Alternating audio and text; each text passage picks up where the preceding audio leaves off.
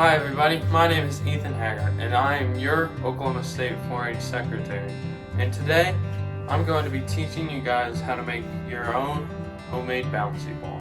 So what you're going to need to start off with, you're going to need 4 tablespoons of water, food coloring, I chose green, obviously 4-H, Elmer's glue, borax, and then cornstarch. So what you're going to do, you're going to also need a cup and a bowl and 2 things to stir with and a couple measuring spoons. So what you're going to do, you're going to take your cornstarch and you're going to measure out 3 tablespoons of that and put it in your cup, which I already did.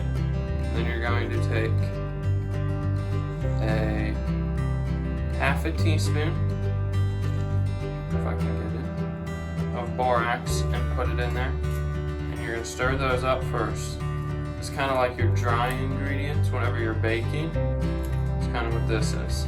Then you're going to take that and add your 4 tablespoons of water, which is also a 1/4 of a cup. There's some science knowledge for you. Here, I'm going to move these out of the way so you can see what I'm doing. Or you're going to take these and mix these up. It's going to be real soupy and gooey, kind of hard to mix.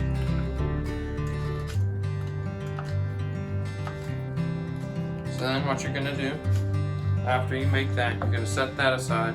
You're going to take your bowl, and you're going to take your glue and your food coloring, and you're going to measure out a tablespoon of glue, which I've already done, and put it in your bowl. Then you're going to take your food coloring,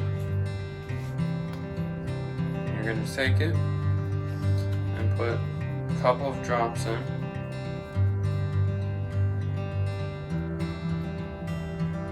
I put 4 in mine. You can put however many you want, if you want it really dark or if you want it really light.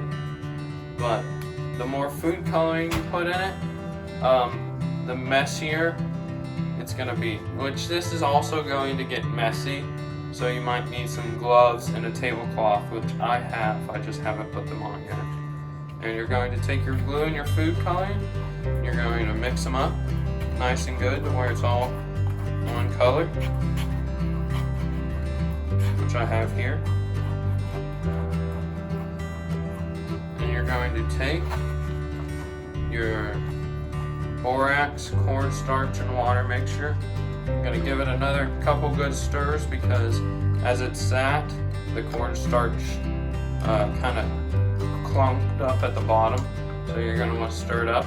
Make sure you get it all nice and mixed up, and then you're going to pour that in with your glue and food color.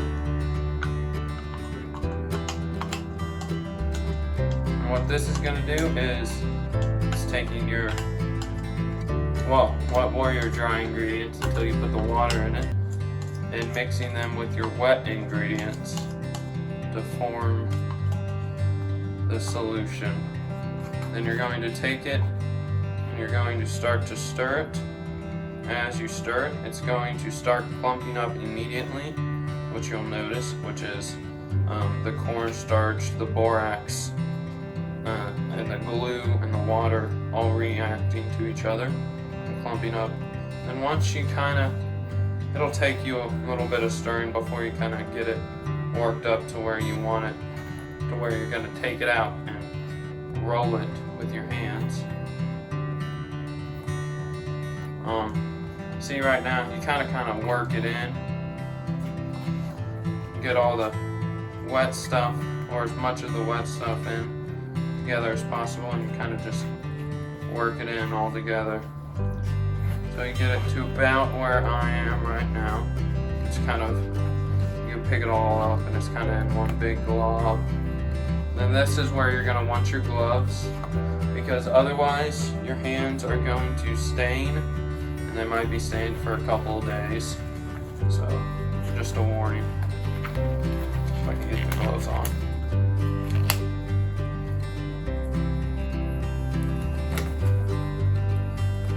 might even want to put the gloves on before you start stirring, because you're going to have to stir it again anyway to get it to reclump up, which it's not that hard, even if you.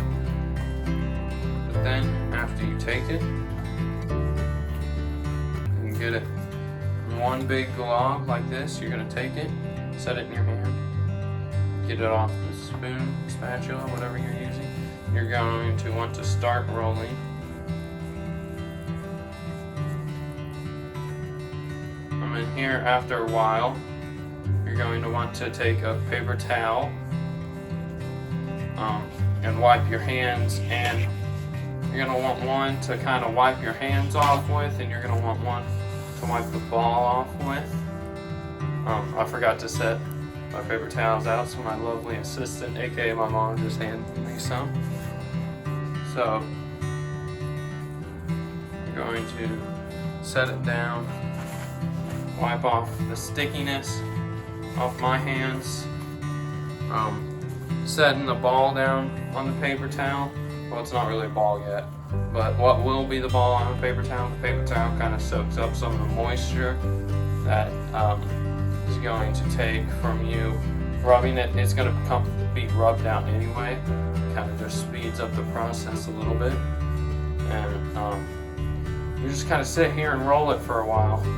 You kind of want to put some pressure on it while you're rolling it, and it will eventually end up into a ball. See, it's kind of formed into a ball, but even after you get it into the ball, if you let it sit around for a while, you want to put it in a plastic bag, and because it will flatten out, and if you don't get it rolled good enough after the first time, it can still be wet, and if it flattens out while it's still kind of wet, it'll make a mess, and I'm sure your parents would not be happy with that.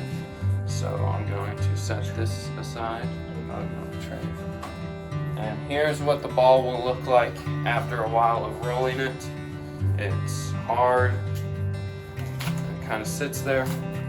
It's not the best at bouncing, but it does bounce a little bit. Here, I'll move this stuff out of the way so I can show you. Kind of bounces. It's not the best at bouncing, but you can sit there and roll with it. It's kind of like a stress ball too, but instead of squeezing it, you roll. Also, it's kind of an arm workout, so there's pros and cons of it. And the more you roll it, the harder it'll get, and the more it will bounce. So thank you guys. I hope you're having a great day and staying safe out there. So have fun making the ball.